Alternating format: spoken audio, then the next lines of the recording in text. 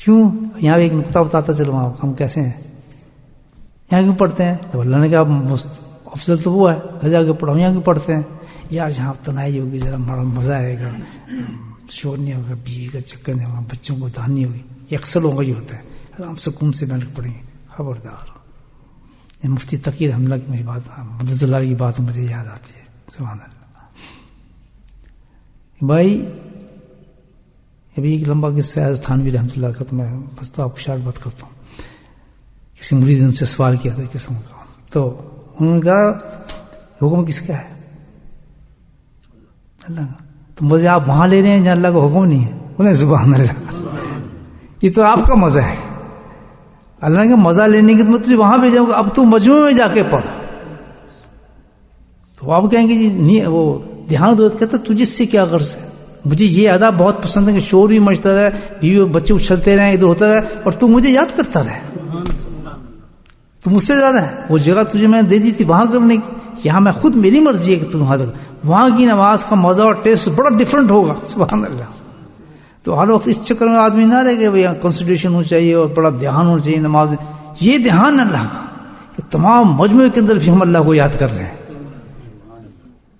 دیکھ رہے ہیں کہ بچہ تنگ کر رہا ہے یا باتیں جو ہو رہی ہیں، بالکل فکر نہ کر، کیوں کہ اللہ کے حکم کے تحت اللہ نے کہا افضل یہ ہے، اگر تو اس چیز سے بچ کے جائے گا تو پھر میری یاد کیا ہوئی؟ نماز کی حقیقت سے ہم واقف نہیں ہیں، ہمارے گھر قبرستان ہیں، جنات کے اڈے ہیں، غلاظتیں ہیں، منوستیں ہیں، تو یہ اللہ کا کرم در کرم ہے کہ اللہ تعالیٰ وہاں سجدہ کراتا ہے انسان سے۔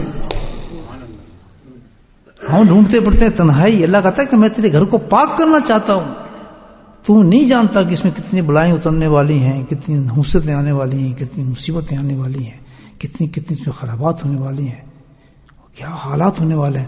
تو میں اس لیے کہتا ہوں وہاں جا کے تم ایک سجدہ کرو گے تو تمہاری قسمتیں بدل جائیں گی اس سجدے کے نام سے۔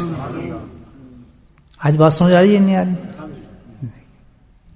یہ چیز ہے، تو اس کا لطف اور ہے، لطف اور ہے، کرم اور ہے، انعام اور ہے، اور الحمدللہ تجلیات اور ہے۔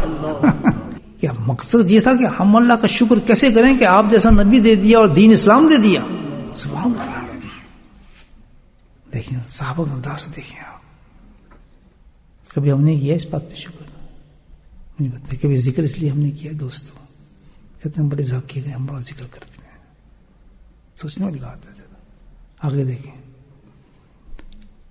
تو پھر نبی صلی اللہ علیہ وسلم ارشاد فرمایا صبر صبر صبر، گھبراؤ نہیں، میں نے کوئی بدگمانی نہیں کی تمہارے ساتھ، ٹھنڈا کیا نبی نے۔ بدگمانی سمجھتے ہیں نا، کوئی غلط بات نہیں سوچی میں نے تمہارے بارے میں کہ تم کوئی غلط کام کر رہے ہو، بدگمانی نہیں تھی جو میں نے قسم کھائی، وجہ یہ تھی۔ اس میں بتاتے ہیں مفسرین کہ یہ سرکار میں قسم کھا کے کرنا، تعجب کرنا، یہ کس لیے تھا آخر، کیا وجہ تھی؟ اس عمل کو دیکھنے کے بعد تو آپ سے فرمایا کہ وجہ حقیقت اس کی یہ تھی کہ جبریل اسم تشریف میرے پاس لائے تھے۔ کون؟ اللہ، جبریل علیہ السلام آسمانوں سے میرے پاس تشریف لائے تھے، اور انہوں نے مجھے پیغام دیا کہ ان آدمیوں کو تم دیکھتے ہو کہ میں نے تمہیں دیکھا، مجھے نہیں پتا تم کیا کر رہے ہو۔ تو میں نے کہا ہاں جبریل کیا؟ کہ یہ آپ کی امت کے کون لوگ ہیں، آپ کو معلوم ہے کون ہے؟ کیا ہو رہا ہے کہ اللہ سبحانہ تعالیٰ آسمانوں پہ فخر کر رہے ہیں ان پر،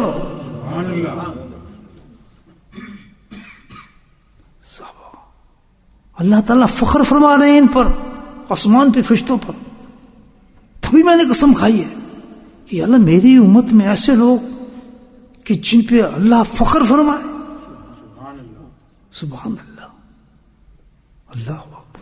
اور کمال یہ کہ کسی بھی عمل پہ اتنا تعجب، اتنا اللہ کا کرم نظر نہیں آتا کہ سرکار دوست محل کے جبریل السلام تشریف لے اور آسمانوں تک بات پہنچی، اللہ سبحانہ نے فکر شروع کر دیے، صرف کر کیا رہے تھے؟ اللہ کا ذکر کر رہے۔ آج ہمارا کیا حال ہے دوستو؟ ہاتھ باندھ کے بلانا پڑتا ہے، منتیں کرنا پڑتا ہے، کہیں ذکر کرنے جاؤ تو اشتہار لگانا پڑتا ہے، اور جناب اعلانات کرنے پڑتے ہیں، اللہ کے واسطے ذکر بتاؤ، آؤ بہنوں تم بھی ذکر کرو، آؤ دوستو تم بھی ذکر کرو۔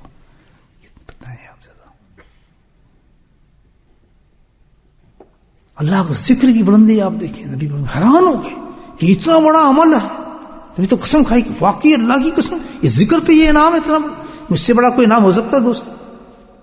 مجھے بتائے تو اس سے بڑا کوئی انعام ہو سکتا ہے کہ فخر کرنا اللہ تعالیٰ کا آسمانوں کی؟ نہیں، دیکھو میں فخر کرتا ہوں ان بندوں پر.